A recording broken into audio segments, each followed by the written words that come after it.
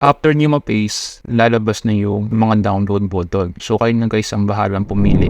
Hi guys! Welcome back sa aming YouTube channel, and for today's video, tuturo naman namin sa inyo kung paano mag-download ng videos sa Facebook. So simulan natin. Para sa first step guys, open nyo muna yung inyong Facebook app.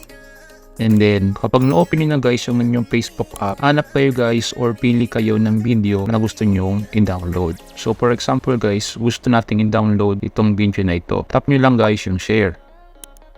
And then dito guys sa share to, hanapin nyo lang yung copy link. Scroll nyo lang pa kanan. Then kapag nakita nyo na guys yung copy link, tap nyo lang ito para makopy yung link. And then next step guys, minimize nyo yung inyong Facebook app. And then guys, mag-open kayo ng browser. So guys, kahit anong browser, pwedeng Google Chrome, Firefox, or stock browser, kayo nang bahala. And then sa address bar guys, tap nyo yung snapsave.app. And kapag okay na, tap nyo na yung enter. And then, pupunta kayo guys dito sa website ng Snapsave. And then dito guys, paste nyo yung link na kinapin nyo kanina. Paste natin. And then, tap nyo yung download. Then, wait nyo lang guys. And then guys, after nyo ma-paste, lalabas na yung mga download button. So, kayo na guys ang bahalang pumili kung anong quality yung i-download nyo. Pwedeng 720p, pwede rin 360p. So, try natin guys itong HD 720p. Tap nyo lang guys yung download. And then, hintayin nyo lang guys mag-start yung download.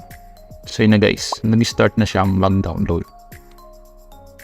So wait nyo lang yan matapos. And then yun na guys, nakapag-download na tayo ng video sa Facebook. So try naman natin guys i-play kung legit nga.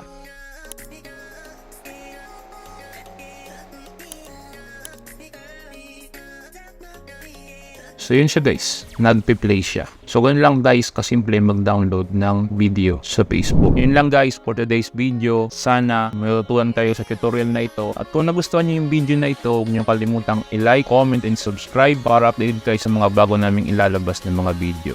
Salamat guys sa panonood. Ingat kayo.